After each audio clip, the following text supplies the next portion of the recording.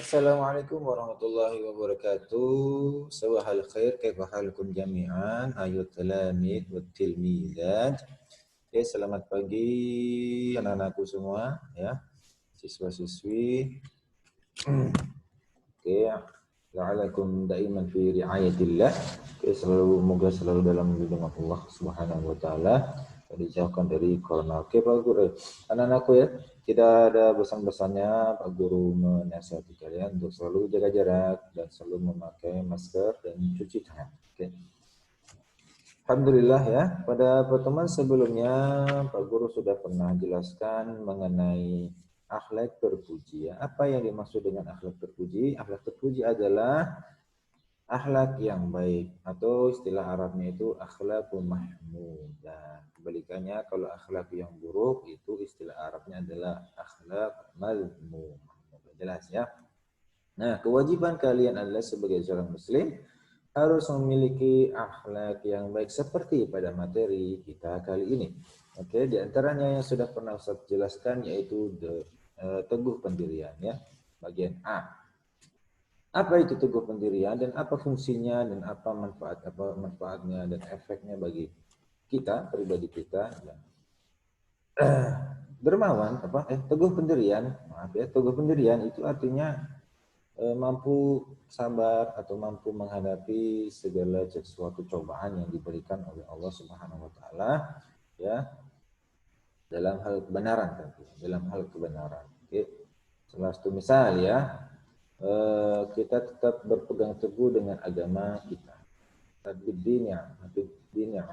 qalbi ala dinik ya. Kita berkeyakinan bahwa kita muslim dari lahir hingga akhir. Tidak ada yang mampu menggoyahkan keimanan kita meskipun dengan tawaran sejuta atau berlimpah harta dari orang. Oke.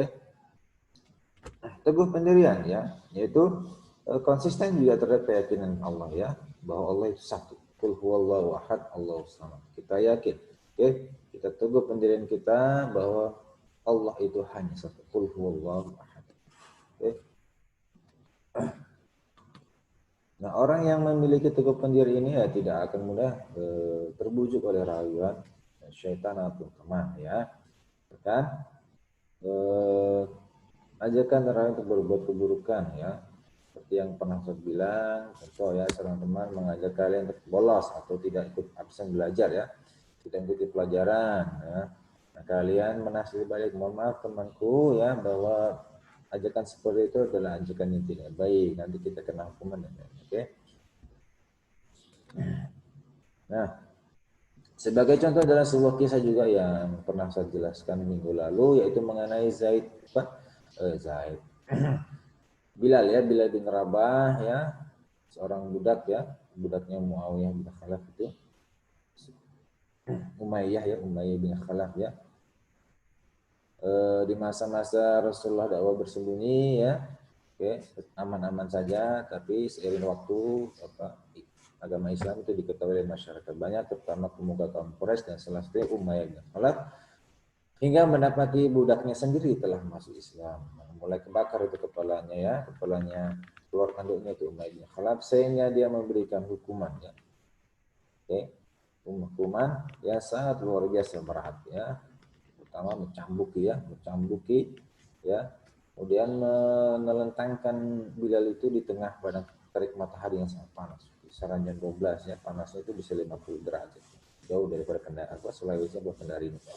Nah, diikat tangan kiri kanan dan kaki juga. Nah, ditanya, kalau kamu tidak kembali ke agama semula sambil disodorkan berhala kecil itu di genggaman begitu ya, nah, kamu akan saya siksa ya. Selalu begitu terus dicerca pilih pindah atau kamu siksa, saya siksa. Namun bila tetap berpegang teguh, dia berkata ahadun ahad, Allah, Islam dan hanya Allah. Oke, mata makin terbakar itu kepalanya Umayyah itu, mengambilkan batu mungkin seberat meja ya, seberat meja kursimu ini ya, dan menindihnya di atas bagian dadanya bagian kanan itu ya, luar biasa.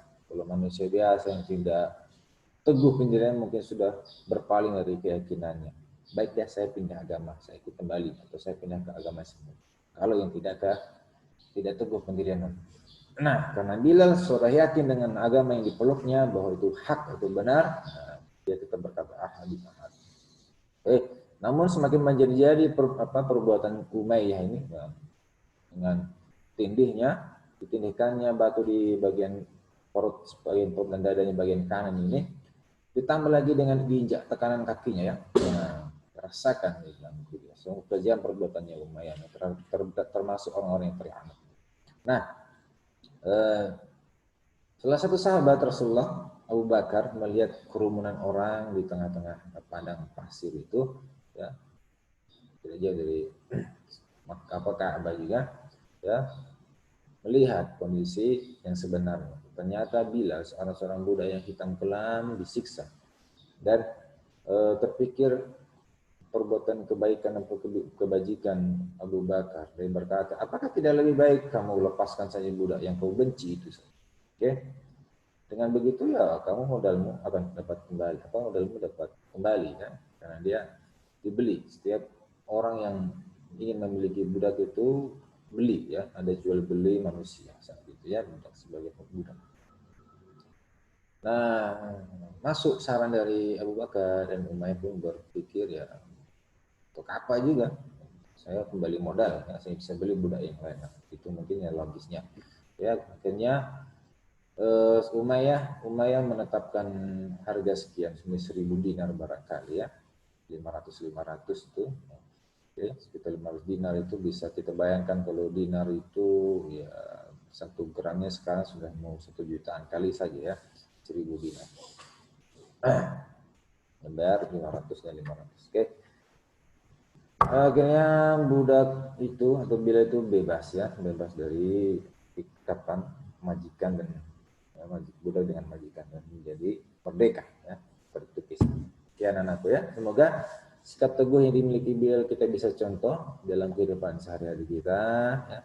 Kita teguh berpegang dengan agama kita teguh dengan perbuatan kebaikan kita, jangan mudah terlayu dengan teman bujukan syaitan. Oke. Next ya, pada pertemuan ini kita akan bahas pada bagian B, dermawan. Ya, tidak kalah pentingnya ya, akhlak terpuji ini kita tanamkan dalam diri kita aplikasikan dalam kehidupan sehari-hari, karena itu berkaitan dengan jiwa sosial kita. Anak-anakku harus belajar untuk santun dan berbagi, gitu intinya ya. Nah, dermawan merupakan salah satu sifat yang paling terpuji dan mulia. Rasulullah juga mengajarkan para sahabatnya untuk berbuat dermawan ya. Sahabat Abu Bakar ya, Abu Bakar dan Utsman itu senantiasa berbagi hartanya bahkan setengahnya. Termasuk Abdurrahman bin Auf itu ya menginfakkan hartanya untuk berperang di jalan Allah. Kita juga bisa, meskipun kalian hanya memiliki segelintir harta ya, uang dalam dompet kalian itu pun dari orang tua, tapi tidak salahnya kalian berbagi ya, 10.000 bagi 5.000, 2.000 ya. Dan dermawan dalam memberikan sebagian harta yang kita miliki ini ya kepada orang lain. Ingat, kita sudah pernah belajar bahwa harta yang dimiliki orang kaya tersebut ada hak ya, ada hak untuk kaum fakir miskin. Orang kaya siapa saja, bisa saja termasuk kalian atau orang tua kalian, anak-anakku ya. Kalau ada berpikir, kenapa bisa Pak Guru, kan yang kerja orang tuaku? Iya, keberuntungan yang dimiliki orang tua kalian itulah harta itu dititipkan dari Allah ya kepada orang tua kalian untuk disampaikan kepada mereka-mereka, dibagikan kepada mereka-mereka yang membutuhkan, karena mereka tidak mampu, tidak seberuntung orang tua kalian, barangkali seperti itu ya. Mereka itu hidupnya seperti itu, orang tua kalian kehidupannya cukup, makanya harta itu dititipkan kepada orang tua kalian dan ada hak bagi mereka untuk dibagikan, seperti itu ya. Nah, Rasulullah bersabda, sesungguhnya Allah itu adalah zat yang maha penderma ya, suka berbagi, karena itu dia sangat menyukai sifat dermawan ya. Bayangkan ya, Allah menyukai hamba-hambanya mempunyai sifat dermawan ya. Nah, ini sahabat juga, Abu Bakar As-Siddiq adalah orang yang dermawan. Ia telah mendermakan seluruh hartanya untuk dakwah Islam. Luar biasa ya kisahnya. Nah, dengan demikian ya, tidak ada lagi alasan bagi umat Islam untuk bersifat kikir dan bakhil. Ingat, dermawan, suka berbagi. Lawan katanya atau lawan sifatnya adalah bakhil atau kikir, ya. Karena hal tersebut berlawanan dengan sifat Allah dan Rasulnya, sebagaimana disebutkan, ya. Yang orang yang disukai Allah adalah yang bersifat dermawan, seperti halnya Rasulnya. Sebelum memeluk Islam sebenarnya Abu Bakar ini sudah terkenal sebagai seorang yang kaya raya, bangsawan Arab yang kaya. Ia juga terkenal sebagai orang yang baik akhlaknya meskipun belum masuk Islam saat itu, ya. Karena itu ia dihormati dan disegani oleh masyarakat Quraisy di Mekah. Nah, setelah masuk Islam, terlebih-lebih, ya, ia menjadi tokoh Islam yang mengorbankan seluruh harta bendanya demi tegaknya Islam. Di kalangan para sahabat, dialah orang yang paling terhormat. Dalam perang Tabuk, ya, Rasulullah meminta kepada umatnya agar mengorbankan harta mereka di jalan Allah. Abu Bakar As-Siddiq datang membawa seluruh harta bendanya, ia diletakkan antara dua tangan Rasulullah. Melihat banyaknya harta yang dibawa oleh Abu Bakar, Rasulullah pun terkejut bertanya, "Hai sahabatku, kalau seluruh hartamu sudah engkau korbankan, apakah lagi yang akan kamu tinggalkan untuk anak-anak istrimu?" Artinya kalau semuanya dikorbankan dalam perjuangan, nanti anak istrimu makan apa? Bahasanya begitu. Maka Abu Bakar menjawab, "Ya, saya tinggalkan mereka di jalan Allah dan Rasulnya." Luar biasa, ya. Yakin harta itu akan dilipat gandakan. Sekian anakku, ya. Jadi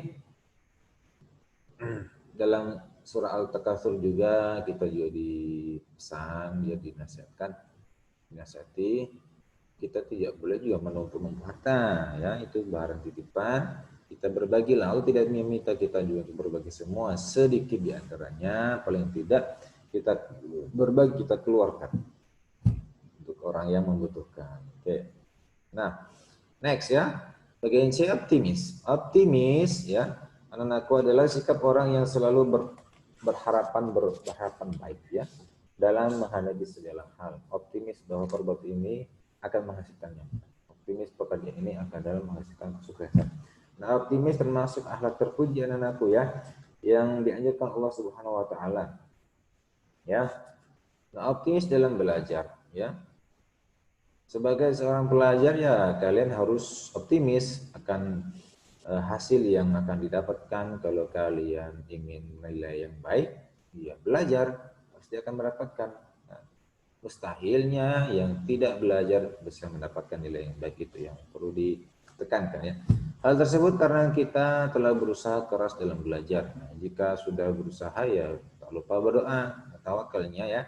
Kemudian yakinlah bahwa Allah Subhanahu wa taala memberikan hasil belajar yang baik. Optimis dalam bekerja. Nah, untuk orang tua maupun Pak Guru sendiri ini, ya, untuk mendapatkan rezeki dan rezeki yang halal, ya harus bekerja dengan sungguh-sungguh, ya. Bisa difahami itu, ya. Takarannya atau jumlah nominalnya tergantung usaha kita. Nah, kita mengharapkan berapa juta, ya usaha kita seperti itu, ya. Kalau kita ingin mendapatkan lebih, mungkin usaha kita harus ditambah lagi, lebih keras. Nah, setelah itu terus berusaha dan berdoa, ya, kepada Allah untuk mendapatkan hasil pekerjaan yang baik, ya, halal tentunya. Karena Allah tidak ridho. Memang tetap mendapatkan harta, tapi harus dipahami ada harta yang haram dan syubhat atau tidak berkah. Yang kita cari adalah harta yang halal. Nah, optimis dalam beribadah, ya. Kita juga harus yakin dan ikhlas, ya, sungguh-sungguh dalam beribadah. Anakku, tidak ada yang sia-sia jika kita melakukan dengan baik. Oke. Bila dipikir gerakan-gerakan sholat mungkin hanya gerakan biasa, tapi pada hakikatnya kita meminta kepada Allah, berdoa itu, ya. Dalam beribadah itu kita meminta agar kita diberikan jalan yang lurus terus, tidak tersesat. Oke. Allah akan memberikan hasil yang terbaik dari ibadah kita. Dengan ibadah itu ada doa, sekalian.